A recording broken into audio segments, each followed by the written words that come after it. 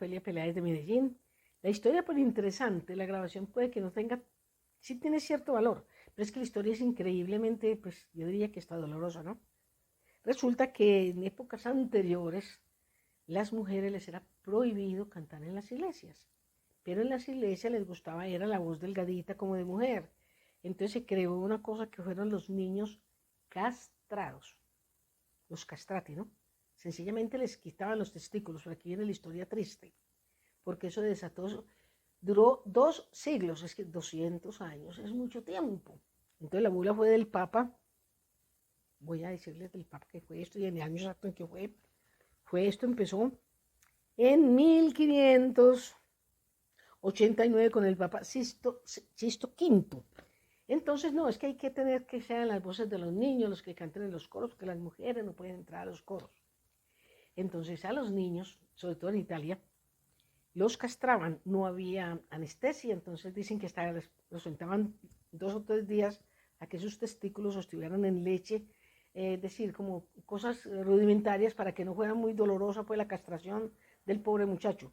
Lo triste es que al niño le inculcaban que él iba a ser un ángel, que le iba a cantar a Dios, y el muchachito no sabía lo que le estaban haciendo y se dejaba operar y se dejaba castrar y se desató casi que una carnicería muy horrible, porque las familias de clase media y hasta gente pobre pues embarazaban seguido a la señora para tener muchachitos y venderlos a los conservatorios donde educaban la voz de estos castratis. La historia es espantosa, por eso se las trae.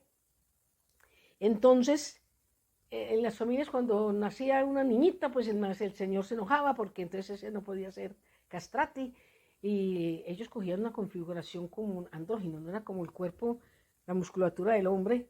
Y entonces al crecer estos castratis, las mujeres de aquellas cortes europeas que les gustaba mucho, los perseguían mucho porque pues, ellos tenían erección, mas sin embargo no tenían espermas, entonces no las embarazaban. Entonces eso se despertó toda la cantidad de prostitución que ustedes ensueñan con los castrati.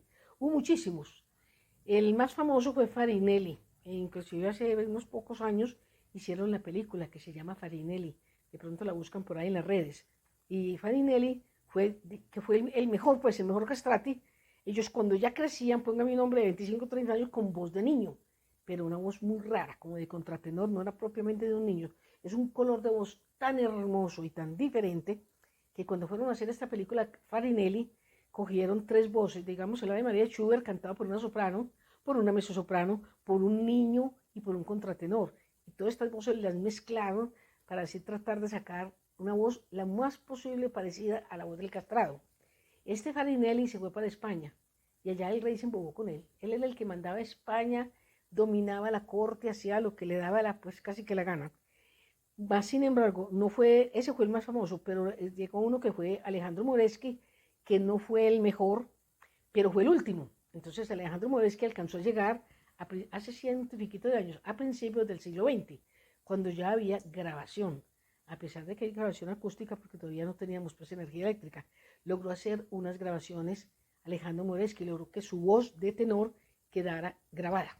Entonces una empresa de Europa, hace poco tiempo, sacó el disco de Farinelli, de Alejandro Moreschi, se llama Opal, pues es que está muy negro y no se ve casi. Casi todas son canciones sacras y a la Virgen y en latín, pero si es el último castrato, ahí dice el último castrato, alcanzó a dejar la voz estampada aquí. Entonces, y salió, también está un libro donde se cuenta toda esta historia como tan espeluznante, porque a mí realmente me parece muy horrible. Afortunadamente, la historia de los castrati se acabó, se perdieron esas voces tan bellas, pero se acabó esa historia tan dolorosa y tan triste para toda esta cantidad de jovencitos que cuando crecían y se daban cuenta de lo que les habían hecho, muchos quedaban resentidos y no todos servían. Muchas veces les hacían la castración y resulta que la voz no se prestaba para ser cantante. Entonces se perdía todo. Escuchen un fragmento de esto que se alcanzó a grabar acústico con la voz de Alejandro Moreschi, el último castrado o el último castrate.